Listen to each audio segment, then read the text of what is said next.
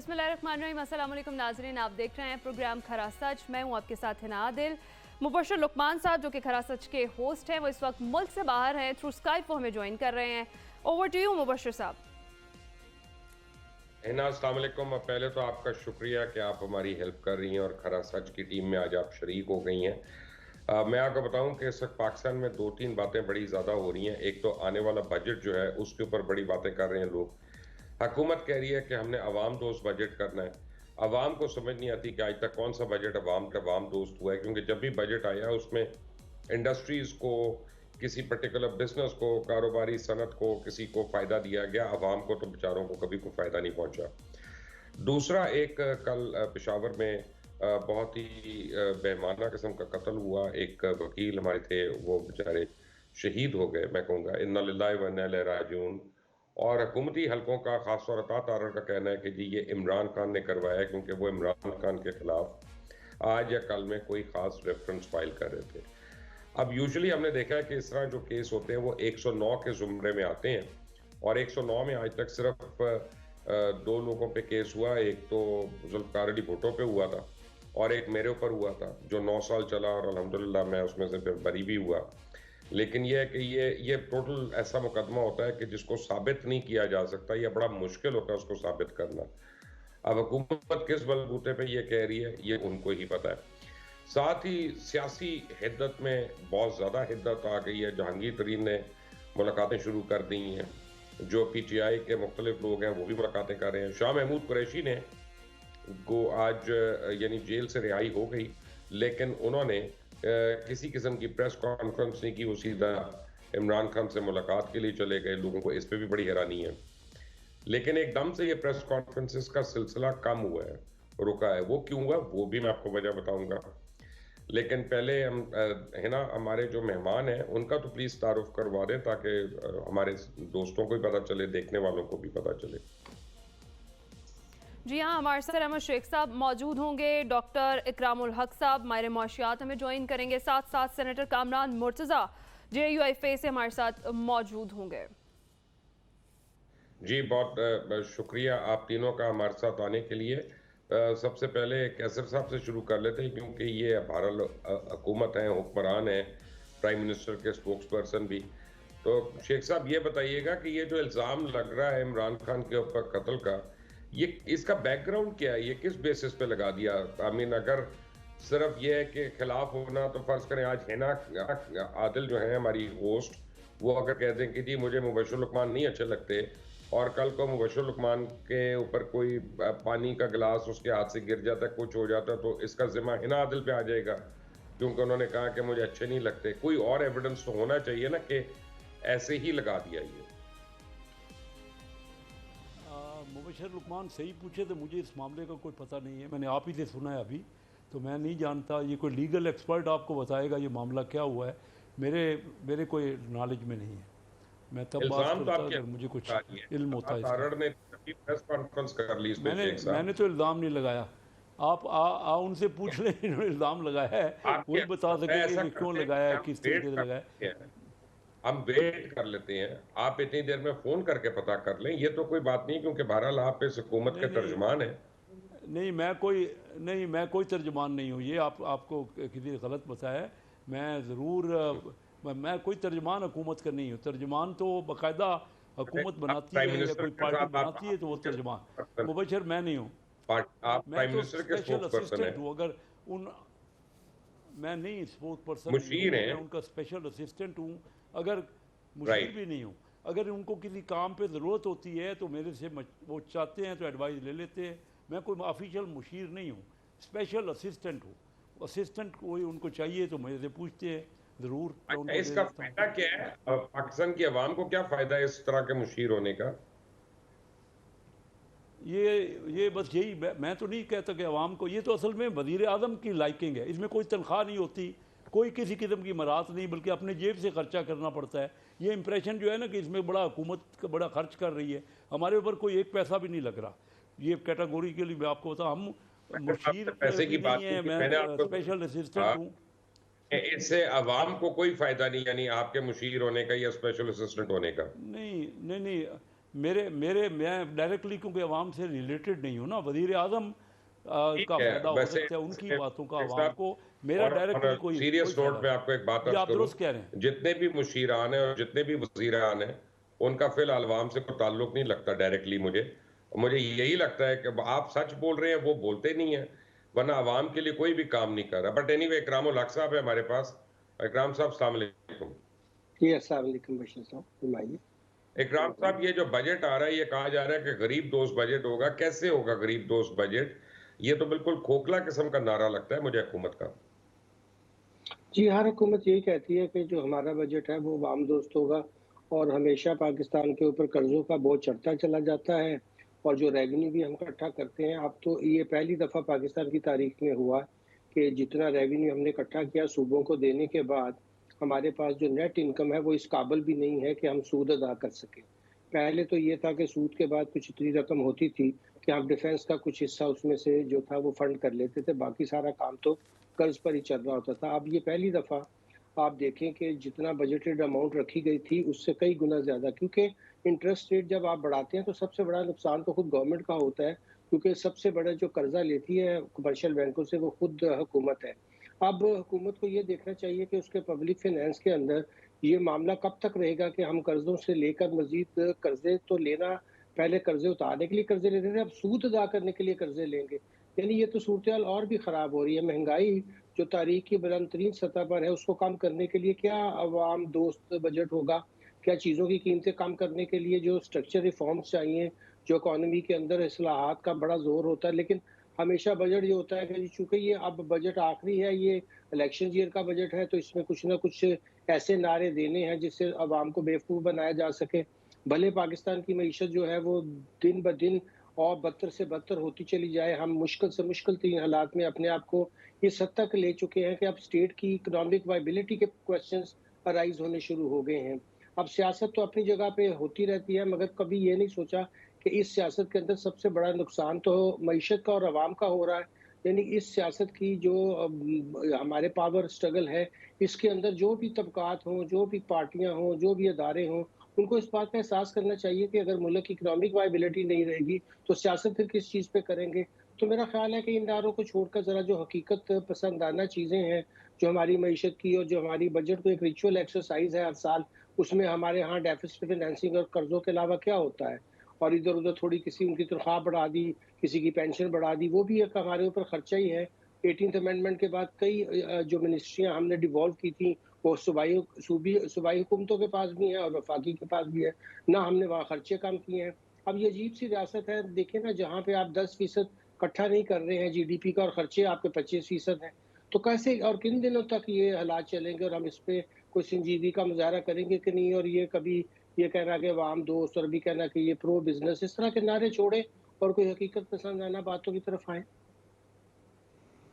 बिल्कुल आप सही कह रहे हैं। हकीकत पसंदाना बात कर रहे हैं तो हमें जनाब सेनेटर कामरान मुर्जा ने भी ज्वाइन कर ली। कामरान साहब, अस्सलाम वालेकुम। एक बड़ी इंपॉर्टेंट सवाल है कि ये जो वकील का मर्डर हुआ क्वेटा में, अता तारर साहब कहते हैं कि ये इमरान खान साहब ने करवाया, उनके ईमा पे हुआ।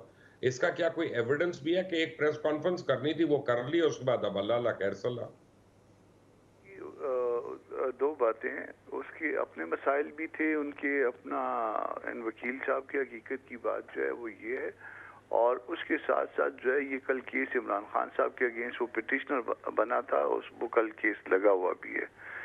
तो अब क्या है ये, तो फिर अगर अता तारर साहब ने कहा है ये प्रेस कॉन्फ्रेंस की है तो फिर इसका मतलब है उनके पास कोई एविडेंस होगा, क्योंकि हुकूमत में बैठे हुए हैं। तो ये हुकूमत को चाहिए कि वो जो है ना, अगर वो, क्योंकि दो लोग थे जिन्होंने ये हरकत की है और 15-16 गोलियां उस बेचारे शहीद को मारी हैं, तो जो लोग भी हैं उसका जो है हुकूमत, अगर कहीं कातिल अगर नहीं मिलता या पता नहीं चल रहा तो वो तो फिर हुकूमत कातिल हुआ करती है। हुकूमत को बताना चाहिए कि कौन है, सिर्फ ये बता देना कि जी फलां साहब हैं या फलां साहब हो सकते हैं, नहीं, ये कोई मामले का हल नहीं है। फिर इमरान खान का जो नाम ले रहे हैं वो तो बहुत कमजोर सी बात कर रहे हैं ना, ये बहुत ही फ्लिमजी सी बात कर रहे हैं। इमरान खान का तो नाम सिर्फ शायद इसलिए ले रहे हैं, अगर उनके पास एविडेंस है वो तो वो बताएं, इमरान खान साहब का नाम लेना तो इसलिए आसान शायद हो गया कि उनका कल केस लगा हुआ उसमें, इस केस में ये पिटिशनर था, पिटिशनर काउंसिल भी नहीं था, इसने खुद पिटिशन फाइल की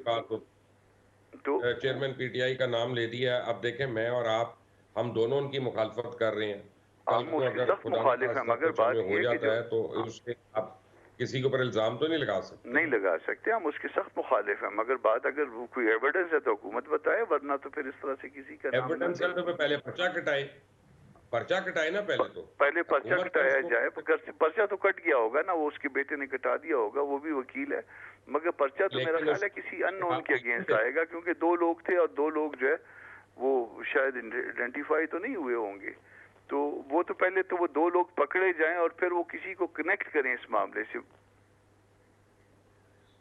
ठीक है शेख साहब, अभी ये जो बजट आ रहा है, आपको हमें ये बता सकते हैं कि क्या आईएमएफ से एग्रीमेंट होने के बाद आएगा कि उससे पहले आएगा? क्या आईएमएफ की जो रिलीफ है वो इसमें शामिल होगी? मुबशर, अभी तक क्योंकि 9 तारीख को बजट है, 2 दिन रह गए हैं, अभी तक आईएमएफ का स्टाफ लेवल भी जो एग्रीमेंट नहीं हुआ। कोशिश हो रही है, उनसे उम्मीद रखी जा रही है, लेकिन ये बजट से पहले तो मुझे नहीं लग रहा कि कोई भी किसी किस्म का आईएमएफ के से समझौता होगा। वो तो अब बजट के बाद इस महीने के एंड की बात हो रही है कि इस महीने के एंड में शायद कोई समझौता हो जाए। और लेकिन उन्होंने मांगी है, आईएमएफ ने ना मांगी है कि बजट की आप तफसीलात दें, तो वो तफसीलात पहले तो हम हुकूमत रिलेक्टेंट थी कि वो 9th रिव्यू का हिस्सा नहीं है, हमारा एग्रीमेंट में वो चीज़ शामिल नहीं है, लेकिन बाद में यही मुनासिब समझा गया कि कोई हरज नहीं, क्योंकि बजट आने वाला है और बजट की जो तफसीलात हैं वो आईएमएफ को दे दी गई हैं, तो अब उनके पास ये तमाम जो कंडीशनलिटीज़ हैं उनकी वो मुकम्मल हो गई हैं। तो अब ये बजट तो आईएमएफ के एग्रीमेंट से पहले आ रहा है। मर्जी का आ रहा है कि उनकी मर्जी के बरक्स है? नहीं, उनकी अतुल इम्कान कोशिश हो रही है कि उनकी मर्ज़ी के मुताबिक हो, बरक्स नहीं, कि उनसे बातचीत जारी है और हम नहीं चाहते कि उनसे कोई ऐसा ही बात हो जिसमें आईएमएफ को इतराज़ हो, क्योंकि ये बजट ज़्यादातर उनके मशवरे से ही हो रहा है और उन्होंने मांगा भी है कि बजट की तफसीलात दें, लेकिन इसमें कोई अभी एग्रीमेंट शामिल नहीं है। उनके कोई कमेंट आ सकते हैं, इसके ऊपर उनका कोई तबसरा हो सकता है, तो हम कोशिश वही कर रहे हैं। आईएमएफ ने कहा था कि डायरेक्ट सब्सिडी दे जो पुअर क्लास है या लोअर मिडिल क्लास है, तो हम उसी तरह कर रहे हैं, सब्सिडीज़ को हम कम कर रहे हैं, कोशिश कर रहे हैं कि इसमें कम हो जाए, जो अमीर लोगों को या जो जिनको ऑलरेडी सब्सिडाइज़ किया जा रहा है, जैसे फर्टिलाइज़र प्लांट्स को गैस बहुत सस्ती मिलती थी, तो ये सोचा जा रहा है कि फर्टिलाइज़र डायरेक्टली काश्तकार को सस्ता मिले, क्योंकि अगर उनके जो वो सिर्फ देंगे तो पास ऑन पूरा नहीं हो रहा था। इसी तरह बेनज़ीर इनकम सपोर्ट प्रोग्राम है, उसको बढ़ाया जा रहा है, और ये खुद आईएमएफ भी इसी तरह चाहती है। वो चाह रहे हैं कि जो लोअर क्लास है इनकम ग्रुप की, उसको सब्सिडी ज़्यादा मिले और टारगेटेड सब्सिडी हो, ये कोशिश है हमारी। इकरामुल हक साहब, अगर ये बातें सही हैं तो फिर तो ऐसी बात है कि 100 छितर भी खा ले तो 100 गंडा भी खा लिया, कि आईएमएफ का रिव्यू भी नहीं करना था हमने वो उसमें, और फिर भी हम उनकी शराइत भी मान रहे हैं और उनकी मसाइल को अपना मसला भी बना रहे हैं। ये हम क्या करना चाह रही है? What are we trying to do? Bashir sahab बहुत ही कंफ्यूज्ड थिंकिंग रही है। कभी आंखें दिखाते हैं उनको, कभी कहते हैं कि हमें पता है आपसे कैसे डील करना है, कभी जो शराइत होती हैं उनको मानते हैं, कभी नहीं मानते हैं। अब अगर 9th रिव्यू अभी मुकम्मल नहीं हुआ, 1.2 बिलियन जो आने थे वो पाकिस्तान को कम मिलेंगे। ये पूरा प्रोग्राम जो 2.4 बिलियन इसमें बकाया रह गए हैं वो कम मिलेंगे, और ये कोई एक प्रोग्राम आप ख़त्म करने अगले की तैयारी शुरू है। ये पाकिस्तान 23वीं अब देखिए वाहिद मुल्क बन रहा है जो कि 24वां मरतबा होगा कि हम आईएमएफ के पास जाएंगे। एक प्रोग्राम हमने मुकम्मल किया। संजीदगी से हम कोई काम करने को, जो मैं अर्ज कर रहा हूँ कि जो इस्लाहात बुनियादी जिसे हम कहते हैं कि स्ट्रक्चरल ढांचे के अंदर जो रिफॉर्म्स हैं वो करना, बिजनेसेस हमारे चल सकेंगे। उनके ऊपर जो कॉस्ट ऑफ डूइंग बिजनेस है वो इतनी बढ़ चुकी है, टैक्सेस की भरमार है। आप मैन्युफैक्चरिंग पे टैक्स लगाए चले जा रहे हैं, जबकि उनका जीडीपी में आप शेयर देखें तो 20% है। जिनका जीडीपी में शेयर 20% है उसके ऊपर आप 1% टैक्स, आप, मैं होलसेलर उसकी रिटेल की बात कर रहा हूँ। फिर आपका एग्रीकल्चर है वो उसके ऊपर 1% टैक्स है, उनका जीडीपी में शेयर भी तकरीबन 20% है, सबसे 60% रह जाती हैं, उनके ऊपर भी टैक्स जो है वो माशाल्लाह हाफ का भी नहीं उनका इकट्ठा हो रहा। ये तो संजीदगी का मैं कह रहा हूँ कि कोई हुकूमत मुजाहरा नहीं कर रही है। हम आईएमएफ के प्रोग्राम में रहें या ना रहें, वैसे रहना हमारी मजबूरी है, क्योंकि एक्सटर्नल अकाउंट कभी हमारा दुरुस्त हो ही नहीं सकता जब तक हम एक्सपोर्ट ओरिएंटेड कंपैटिबल चीज़ें नहीं बनाएँगे। अब हमारी सनतें सारी इनवर्ड हैं, बाहर की चीज़ें मँगवा के तो हम थोड़ी बहुत एक्सपोर्ट करते हैं, वो भी टेक्सटाइल में आप कपास बाहर से मँगवाएँ, चीज़ें आजकल वैसे एम्बार्गो लगा हुआ है, अजीब-सी सूरत-ए-हाल है। मेरा ख़्याल है कि आईएमएफ के प्रोग्राम में तो हमारा रहना मजबूरी है या नहीं है, मैं इस पे बहस ज़्यादा नहीं करता, बहुत दफ़ा लिखा है, मगर मसला ये है कि क्या हम जो बुनियादी इस्लाहात करने के जिससे हमारी सनतें चलें, लोगों को रोज़गार मिले, महँगाई नीचे आए, इन कामों में हम संजीदा है या नहीं? ये हुकूमत भी पिछली हुकूमतों की तरह अब ये इनका अगर आखिरी बजट है, अगर इलेक्शन वाक़ई इनका मूड है कि वो वक़्त पे करवा दें, कम से कम ये जो हमारे अब अगस्त में 12 अगस्त को इसका मुद्दत ख़त्म हो रही है। तो अगर संजीदगी है तो फिर ये बजट रिफ़ॉर्म्स का कैसे लाएँगे कि जिसको आने वाली हुकूमत भी ओन कर ले। ये तो हुकूमत 12 महीने का बजट भी नहीं दे सकती। अगर मैं 12 अगस्त की डेडलाइन को मद्देनज़र रखूँ, तो हर एक चीज़ के ऊपर, चाहे वो कॉन्स्टिट्यूशन था, चाहे वो हमारी सियासत थी, चाहे वो हमारी मईशत थी, किसी चीज़ पर भी सियासी लीडरों ने बैठकर कंसेंसस नहीं किया, अपने मुज़ाकरात नहीं किए। फिर ये इदारों के ऊपर इतराज़ आते हैं, जी उस इदारे ने ये कर दिया। भई अगर आप खुद ही बैठकर अपने सियासी मसाइल, अपने कॉन्स्टिट्यूशन के मसाइल, कभी आप मुझे बताइए पाकिस्तान की प्लानिंग और बजट कितना डिस्कस होता है पार्लियामेंट के अंदर? ये बजट आएगा, 10 दिन डिबेट नहीं होगी और उस 10 दिन की डिबेट में भी फ़ज़ूलियात पे गुफ्तगू ज़्यादा होगी और बजट पे कम होगी। कितने पार्लियामेंटेरियन जो फाइनेंस बिल को पढ़ भी सकते हैं? अब देखिए, ना कैपेसिटी बिल्ड करना, ना पार्टीज़ के अंदर थिंक टैंक बनाना, ना संजीदगी से अगले पाकिस्तान का हैट 100 क्या होगा, उसके लिए प्लानिंग करना। जिन मुल्कों ने करनी थी, अब मैं बांग्लादेश और इंडिया का मिसाल दूँगा तो फिर यहाँ बड़े इतराज़ात होंगे आपके सामने। वो एक दफ़ा गए थे आईएमएफ के प्रोग्राम में इंडिया, उसके बाद उन्होंने कभी मुड़ के नहीं देखा। अब तीसरी बड़ी ताकत बनने वाले हॉस्टाइल मुल्क है हमारे, वो, और हम उसको एक इकोनॉमिक पावर बनते हुए देख रहे हैं और हम पीछे जा रहे हैं। बांग्लादेश हमसे आज़ाद होने के किया बाद है। कहाँ गया है और हम कहाँ पे हैं?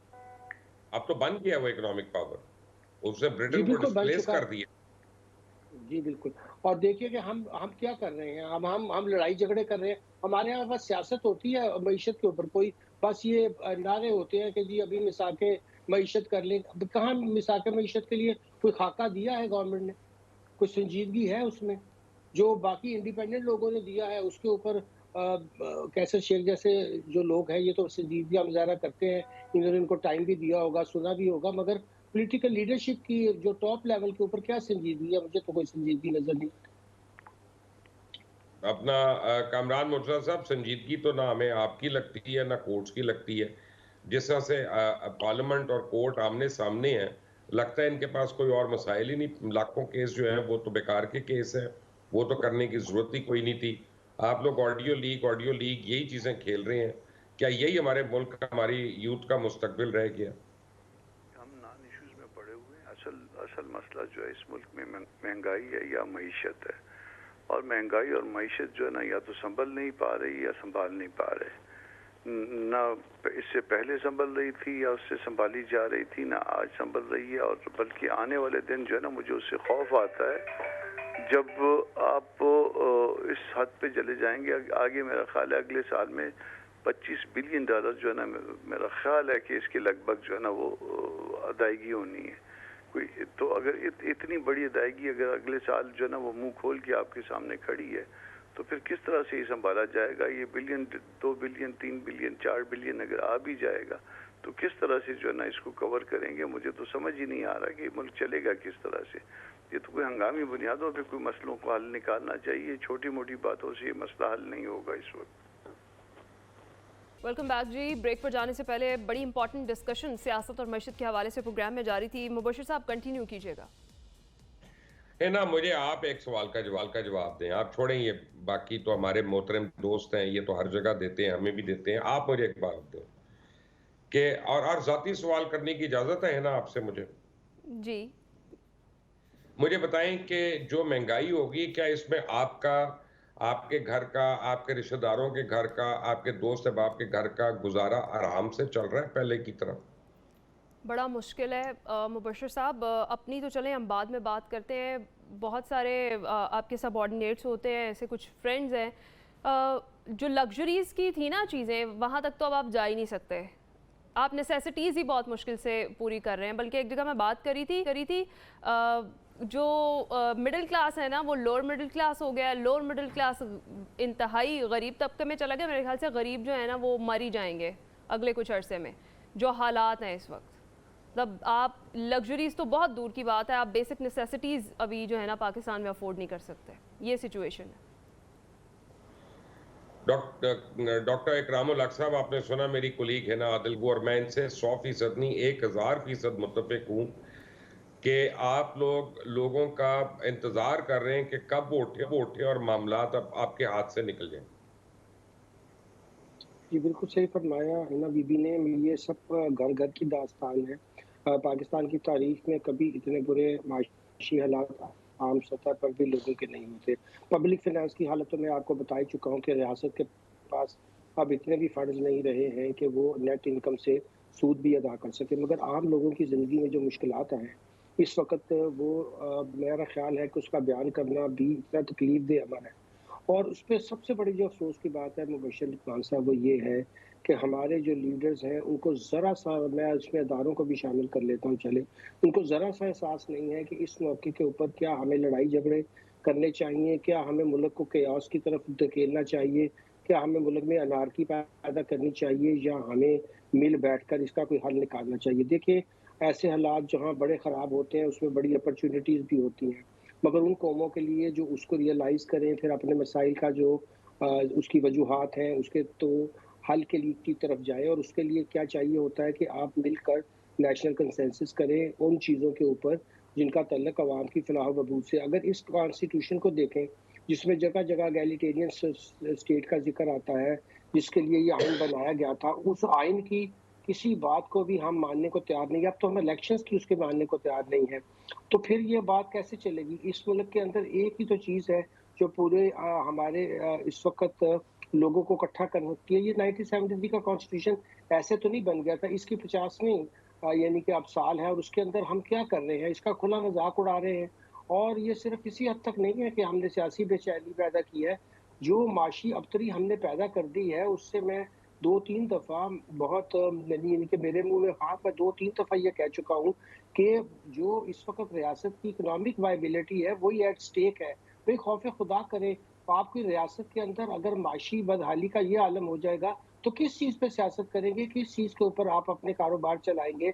और जो बड़ी-बड़ी दौलत इकट्ठी कर रखी है, कुछ इदारों के जो हैं वो मसाइल हैं, आप आपस में मिल बैठकर इसका हल निकालिए।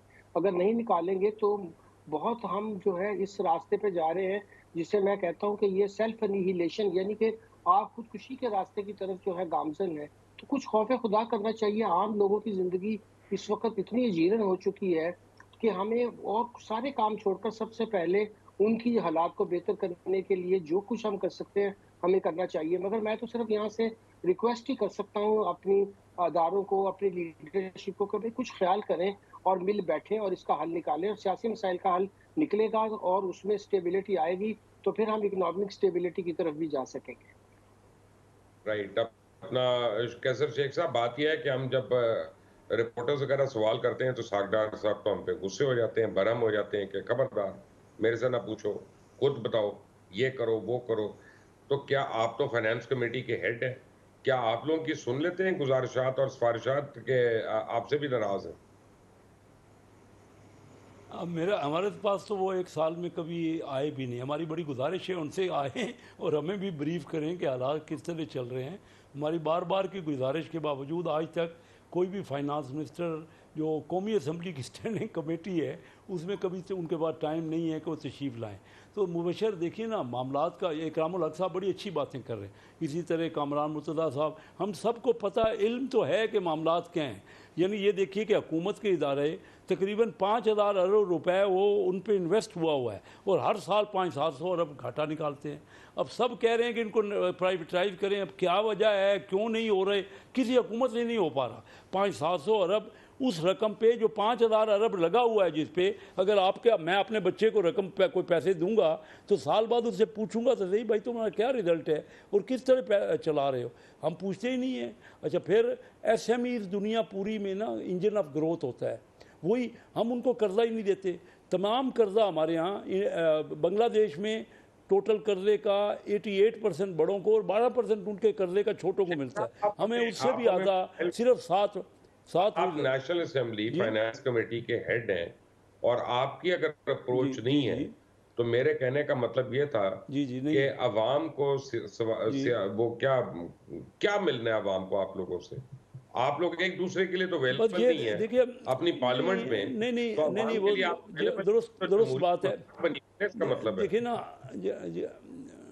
तो आपकी बात में सच्चाई है। जब तक हम अपनी पार्टियों में भी जमहूरियत तो अभी तक नहीं बना सके ना, हकीकत तो ये है। देखिए मैं तो कह रहा हूँ तमाम पार्टियां पिछले 30 साल से हम कर्जा ही कर्जा लिए जा रहे हैं, कर्जा और ले लेते हैं और ले लेते हैं। इस वक्त 58,000 अरब रुपए कर्जा चढ़ चुका है। अब ये बताइए इकरामुल हक साहब बड़ी अच्छी बातें करें, जब तक कंसेंसस नहीं होगा हमारे लड़ाई झगड़े ही ख़त्म नहीं हो रहे। एक पार्टी दूसरे पार्टी के साथ बैठने को तैयार नहीं, चोर डाकू का सिर्फ खिताब दिया जाता है, बैठने को ही तैयार नहीं है। तो मुल्क आगे कैसे बढ़ेगा? देखिए ना, मैं कह रहा हूँ दरमियाने और छोटे लोग ही दुनिया के हर मुल्क में इंजन ऑफ ग्रोथ होते हैं। हम उनको भी कर्जा नहीं दे पा रहे। हमारा काश्तकार को आज कर्जा मिलना हो तो 40% पे भी उसको बाजार से ओपन मार्केट में छोटे काश्तकार को कर्जा नहीं मिलता। अब मैं बताऊं, एक तरफ हमने अमीरों को अभी $3 अरब पिछले 2.5 साल पहले पीटीआई की हुकूमत ने $3 अरब 600 अमीर लोगों को, वो नाम बताने को तैयार नहीं है स्टेट बैंक। मैं बार बार पूछता हूँ, हेड हूँ स्टैंडिंग कमेटी फाइनेंस का, मैं पूछता हूँ किन लोगों को आपने कर्जा दिया है, बार बार पूछता हूँ, अभी तक नाम नहीं दिए गए। और ये कहते हैं जी ये बस हम नहीं दे सकते, या इसमें से बैंक नाराज़ हो जाएंगे। अब मुझे बताइए कि बैंकों ने जो कुछ किया, जो हशर किया इसे, उनको हमने सबको पूछा स्टैंडिंग कमेटी के, बैंकों ने को पता था उनको पेनलाइज करें। बांग्लादेश में उनको पेनलाइज किया गया, हमारे यहाँ नहीं करते। फिर मैं आपको ये बता रहा हूँ कि सिर्फ यानी एग्रीकल्चर को तो कुछ मिलता ही नहीं है। अब अगर चंद लोगों को ही कर्जा मिलेगा और वो भी पता नहीं कि किन लोगों को है। अब वही कर्जा जो कि उनको फ्री दिया गया, हुकूमत ने खुद ले लिया और वो खुद हुकूमत उस पर 12-14 हज़ार करोड़ रुपए साल का सूद भर रही है। अमीरों को फ्री दे दिया है या नॉमिनल रेट पे दे दी है और खुद लेके वही चीज़ 12-14 हज़ार करोड़ रुपए उस पर सूद भर रही है। और उस सूद के लिए फिर आपको टैक्स लगाना पड़ता है जो आम आदमी पे लगता है। हमारा मुल्क जब तक हम मिल के नहीं सोचेंगे, इकरामुल हक साहब जो बातें कर रहे हैं मैं 100% इनसे बिल्कुल मुतफिक हूँ। भाई हम क्यों नहीं ये बात करते, हम फैसला क्यों नहीं करते? पता हमें सब कुछ है, हम तालीम पे हमारे यहाँ किंग एडवर्ड कॉलेज पता है, ये डाउ मेडिकल देखिए ना, पूरी नहीं काम जो आप बातें कर रहे हैं कि आपको ही नहीं मिल रहे, इसका मतलब है कि किसी का गरूर ही काम नहीं हो रहा। तो मगरूर लोगों को, मगरूर कौमों को तो अल्लाह ने नीस्तो नाबूद कर दिया, दफन कर दिया। तारीख में उनके नाम से लोगों को इबरत दी जाती है। कामरान मुर्तज़ा साहब, लगता है कि पाकिस्तान में तो पार्लियामेंट हो, आपके हुक्मरान हो, सेनेट हो, सबका हाल एक जैसा ही है कि सुन्नी किसी की नहीं है, अपनी करते जाना है, अपने मतलब का है। मुल्क की सुन्नी नहीं तो फिर तो ये मुल्क नहीं चलेगा ना, आप लोगों की सियासत बचेगी। मार्शल लॉ को भेजे बाढ़ में, वो नहीं आता तो आवाम भी नहीं छोड़ेगी, फिर आपको पकड़ना शुरू हो जाएगी। देखिए मुल्क तो चल तो नहीं पा रहा ना। मुल्क अगर कह रहे हैं कि चल रहा है तो ये तो चल नहीं पा रहा है। ये तो ऐसे हम घिसटते हुए चल रहे हैं और लोगों की जो है ना वो अपना शायद अभी तक जो है ना वो सिसकियाँ निकलनी शुरू हो गई हैं महंगाई की वजह से। मतलब ये उन लोगों को जिनको बाजार में जाना पड़ता है, जिनको पैदल चलना पड़ता है, जिनको लोगों के साथ इंटरेक्ट करना पड़ता है, उनको पता चलता है कि ये लोगों के साथ जो है ना वो लोगों की हालत क्या हुई है। अब मतलब तकरीबन जो है ना हम गालियां खाने के स्टेज पे आ गए हुए हैं। तो ये पता नहीं क्यों जो है ना वो पता नहीं चलता जो है ना वो ऐसे लोगों को जिनको जो इस बात के जिम्मेदार होते हैं, जिनको जो है ना वो मामला सीधे करने होते हैं, उनको क्यों पता नहीं चलता। अब मतलब ये भी कोई अभी ग्राउंड नहीं है कि हमसे 12-14 महीने बाद जो है ना वो कहें कि जी सब कुछ पिछली गवर्नमेंट का किया दर है। अब हमारा भी तो कुछ किया दरा होना चाहिए ना, वो हम अपना जवाब नहीं दे पा रहे हैं। चलो कोई 1% जो है ना कोई बेहतरी आ जाती तो वो हमसे वो भी शायद नहीं हो पा रही। ये तो बड़ी तकलीफ दे सूरत हाल है, हम बाकी फेस करना मुश्किल हो रहा है इस वक्त। कामरान मुर्तज़ा साहब, राना सनाउल्लाह ने कहा कि पीटीआई जो है उनके कई धड़े हो रहे हैं। मैं आपको गारंटी कर रहा हूं कि पीडीएम भी टुकड़े टुकड़े होने वाली है और बहुत जल्दी। सर ये इशू जो है ना अवाम का नहीं है कि पीटीआई के कितने धड़े हो रहे हैं, पीडीएम के कितने धड़े हो रहे हैं। उनका जो है ना जो इशू है वो 2 और 2 4 रोटियां हैं। 4 रोटियां कब करोगे 2 और 2 को मिला के, बस ये इशू है। तो इस पे तो ना आपकी नज़र है, ना अदलिया की नज़र है, ना किसी इदारे की नज़र है। आप लोग तो अपने-अपने प्रोटोकॉल्स लेने में मसरूफ़ हैं, अपनी-अपनी चीज़ों में, उसकी तो कुर्बानी नहीं दी जाती। बिल्कुल, जो इस निज़ाम के बेनिफिशरी हैं वो कुर्बानी देने के लिए तैयार नहीं, और जब तक कुर्बानी नहीं देंगे, मेजर ऑपरेशन चाहिए ना। जब तक कुर्बानी नहीं देंगे, रोटी अगर आधी है तो फिर से उस आधी रोटी को बांट के खाते हैं ना, आ जाओ। वो आधी रोटी अगर सारी मैं खा जाऊंगा या बाकी एक आध नवाला जो ना बाकी पब्लिक के लिए रह जाएगा, तो फिर नहीं मामला चलेगा, लोग हमारे गरिबान तक आएंगे अल्टीमेटली। कामरान मुर्तज़ा साहब, आपसे लंबी सवाल इसलिए कर रहा हूँ क्योंकि आपने हमें चंद मिनट बाद ज्वाइन किया था। आपके आने से पहले डॉक्टर इकरामुल हक ने एक बड़ी खूबसूरत बात की थी कि 18वीं तरमीम आप लोगों ने कर दी, लेकिन जो डेवोल्यूशन थी वो आपने नहीं की। अभी भी 400 के करीब इदारे ऐसे हैं जो विफाक में चल रहे हैं, जिनका कोई गुंजाइश नहीं है। 4.25 लाख लोगों को आपने वहाँ पे रखा हुआ है। आपसे जो आपकी रेकलेस किस्म की ऑर्गेनाइजेशंस हैं, चाहे स्टील मिल हो, चाहे पीआईए हो, वो 4 ऑर्गेनाइजेशंस आपका 1500 बिलियन सालाना ले रही हैं। वो आपसे नहीं खुटे लाइन लग रही, ना ठिकाने लग रही हैं। तो आप लोग किस बिना पे आप लोगों को मज़ीद एक दिन भी हुकूमत करने दी जाए, क्योंकि ना आपकी काबिलियत है, ना आप लोग सीखना चाह रहे? सर, जो बड़े फैसले करने हैं ना, वो बड़े फैसले हो जाने चाहिए थे। अब हम कहें कि जी हमने बस हर रोज जो ना वो कहें कि बस अभी फैसले होने जा रहे हैं, अभी हमारे हाथ से सारा कुछ निकलता जा रहा है कि शायद इतने दिन जब रह जाते हैं गवर्नमेंट के, तो फिर उसके बाद जो आपका पीएनबी आपके साथ नहीं होता, ये बात शायद हमारे दोस्तों को समझ में नहीं आ रही है।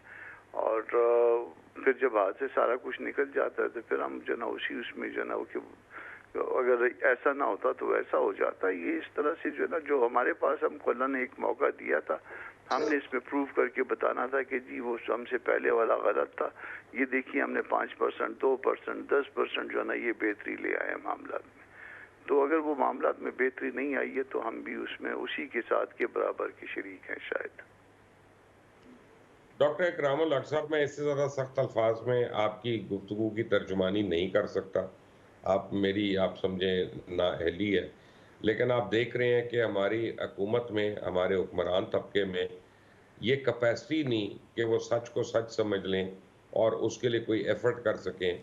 मैं आपको बता रहा हूँ, ऑन एयर एक बात बता रहा हूँ, नेशनल टेलीविज़न पे एक बात बता रहा हूँ, अगर इसी तरह मामलात इन्होंने अपने हाथ से चलने दिए, तो वो दिन दूर नहीं है जब अवाम का हाथ होगा और इनके गिरबान होंगे। बशीर लकमान साहब, मैं 3 बातें अर्ज़ करना चाहता हूँ कि एक तो देखिए, बजट जो है वो किसी कमेटी में नहीं आता है। अब उसकी स्क्रूटनी जो है दुनिया में जहाँ-जहाँ भी डेमोक्रेटिक डिस्पेंसेशन है, वहाँ हाउस कमेटीज़ जो हैं वो एक टैक्स पॉलिसी बनाती हैं और उसके बाद फाइनेंस बिल को पहले देखा जाता है कि जी आपके एक्सपेंडिचर और इनकम का क्या, और उसके हिसाब से फिर एलोकेशंस इस लिहाज से की जाती हैं कि आपके उन शोबों को जिससे आपकी तरक्की होनी है उसको ज़्यादा एलोकेशन दी जाए। हमारे यहाँ एलोकेशन अब क्या करें, मैं अर्ज़ कर रहा था कि सूद की रकम अदा करने के पैसे भी वफाक के पास नहीं। अब आप आमदन बढ़ाने की बात करते हैं। अब आप मुझे बताइए कि अगर मैं लो रेट टैक्स ब्रॉड बेस कर दूँ और जो मैंने 1.7 ट्रिलियन की एग्जम्पशंस दी हुई हैं वो मैं ख़त्म कर दूँ, तो बेहतरी आएगी कि नहीं आएगी? दूसरा, मैं जो गैर ज़रूरी अखराजात हैं, कम से कम उसके अंदर 50% की कटौती करूँ, तो फिर अवाम को कोई रिलीफ मिलेगा, क्योंकि जब हुकूमत के पास फिजिकल स्पेस होगी, तो अब वो अवाम की बेहतरी के लिए पैसा खर्च कर सकेगी। अभी तो मैं अर्ज़ कर रहा हूँ कि हुकूमत के पास इतने भी वसाइल नहीं हैं, जो मुझे बरवजा तरीके से उन्होंने हासिल किए हैं। इसको बढ़ाया जा सकता है, मैं अर्ज़ कर रहा था, कि वो सूद भी अदा कर सकें। तो बाहर की दुनिया को, जहाँ की हम जमहूरियत की बात करते हैं, जिन सिस्टम से हमने लिया है, मैं कई दफ़ा यूके की हाउस कमेटी के सामने खुद पेश, उन्होंने मुझे कहा एज़ एक्सपर्ट आए, पाकिस्तान हमसे कर्जा भी माँगते हैं, एड भी माँगते हैं, तो क्यों आप लोग टैक्स इकट्ठा नहीं करते हैं? तो हाउस कमेटी वहाँ बाहर के एक्सपर्ट्स को बुला के भी पूछती है कि जी क्या मसाइल हैं? वो जानना चाहते हैं कि जो चीज़ वो कर रहे हैं उसके लिए जो बेस्ट माइंड्स हैं वो आएँ। अब हमारे यहाँ आज तक हमने ये जो बजट की मेकिंग है, ये एफबीआर को दे रखी है।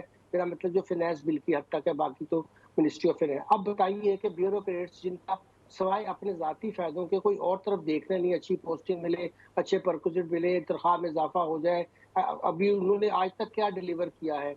आप मुझे बताइए कि उनकी तनख्वाहें फिर बढ़ जाएँगी, उनके परक्विजिट फिर बढ़ जाएँगे, अवाम को तो कुछ नहीं मिलने लगा, क्योंकि बजट साज़ी आपने उनके हाथ में दे रखी है।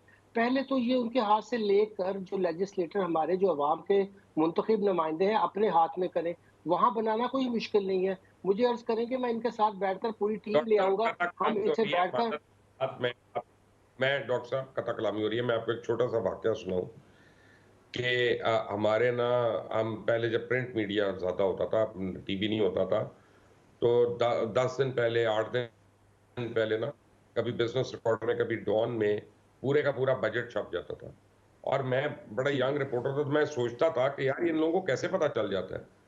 तो फिर मुझे पता चला एक दफा मैं जब इस्लामाबाद गया कि नेशनल असेंबली का जो बजट आता है पूरी कॉपियां आती हैं ना, तो हर पार्लियामेंट के मेंबर को दी जाती हैं, वो मेंबर्स उसको हाथ नहीं लगाते, उसी तरह वो सारों को आगे दे देते हैं अखबार वालों को, उनको ऑब्लाइज करने के लिए। और उसके जो पेजेस चिपके होते हैं, वो पेजेस भी चिपके होते हैं, वो बाद में खोलने पड़ते हैं उनको, यानी उन्होंने एक दफा भी नहीं देखा होता। तो ये तो हाल है इनकी कैपेसिटी की, बजट पढ़ने की, समझने की, उसको डिबेट करने की, और आप चाहते हैं कि ये डिबेट करें। ये नालायक लोग हैं, जी। ये एक्सेल शीट नहीं पढ़ सकते, सर, बजट कहां से पढ़ेंगे? ये कैपेसिटी तो फिर हाउस कमेटीज में पैदा करनी पड़ेगी। वो एक्सपर्ट्स को बुला सकते हैं, स्टेक होल्डर्स को बुला सकते हैं। पूरी दुनिया में ऐसे ही काम चलता है कि जो कमेटीज के सरबराह होते हैं, वो एक्सपर्ट्स को बुलाते हैं, उनकी बात सुनते हैं। मगर अगर ये हम लोगों के अवाम की बात करते हैं, तो फिर ये चीज़ भी तो वहीं तैयार होनी चाहिए जहाँ अवाम का दर्द है। जिन अदारों को हमने ये काम दे रखा है, उनको तो अवाम का कोई दर्द ही नहीं है। उनकी तो तनख्वाहें पक्की हैं, उनकी पेंशनें भी पक्की हैं, उनकी नौकरियाँ भी पक्की हैं। इन्होंने तो बार-बार इलेक्ट होकर आना है, वो हमसे वोट लेकर आना है। अब अगर तक नहीं लिया तो इसका मतलब ये तो नहीं कि हम कभी मुस्तकबिल में भी ये ऐसी एक्सपर्टीज़, ऐसी कैपेसिटीज़ हासिल नहीं करेंगे। मैं ये कह रहा था ढांचे के बहुत प्रॉब्लम्स हैं, जब तक स्ट्रक्चर रिफॉर्म्स नहीं करेंगे, ये हम बैठकर हर साल यही गुफ्तगू कर रहे होंगे। क्योंकि वजह ये है कि जहाँ जो काम करना चाहिए, जहाँ जिस काम का होना चाहिए, वो बहुत ज़रूरी है। हम तो समझते हैं कि अगर आपने उनको एक हदफ दे दिया कि जिस दफ़ा आपने 9.2 ट्रिलियन इकट्ठा करना है, एफबीआर सोचेगा कि कहाँ-कहाँ से मैं ये जो है आसानी से हासिल करूँ। जो मेरे दोस्त हैं, जो मुझे पैसे जो इन्फॉर्मल इकोनॉमी के लोग हैं, उनसे तो मेरा भत्ता लगा हुआ है, उनको तो मैं छेड़ूँ ना।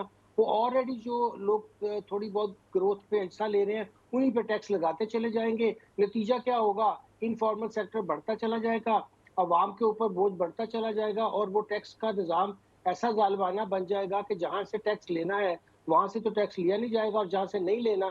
अब मुझे बताइए कि जो मोबाइल यूज़र्स हैं, सारे 15% टैक्स देते हैं, उसमें गरीब-तरीन लोग भी हैं। एक तरफ हम उनको बेसिक इनकम सपोर्ट देने की बात कर रहे हैं, दूसरी तरफ हम उनसे 15% इनकम टैक्स वसूल कर रहे होते हैं, ठीक है, ठीक है। जो कभी वो डॉक्टर रिटर्न इकराम देकर वापस ही साहब, नहीं लेते। बहुत-बहुत शुक्रिया। कैसर अहमद शेख साहब, आपका भी बहुत-बहुत शुक्रिया। कामरान मुर्तज़ा साहब, आपका भी शुक्रिया। इना चलते-चलते आपको मैं एक छोटी बताऊँ कि पाकिस्तान की बजट का तीसरा बड़ा हिस्सा जो है, अब वो पेंशन फंड बन रहा है। और 2 साल के बाद पेंशन फंड जो है, वो पाकिस्तान का सबसे बड़ा बजट का हिस्सा बन जाएगा। और ये पेंशन फंड भी एक मज़ाक है कि आप 60 साल की उम्र में रिटायर होते हैं, आपको जब तक आप ज़िंदा हैं आपको पेंशन मिल रही है। एक एवरेज आदमी की उम्र 85 साल है, 85 साल तक आपको पेंशन मिलेगी।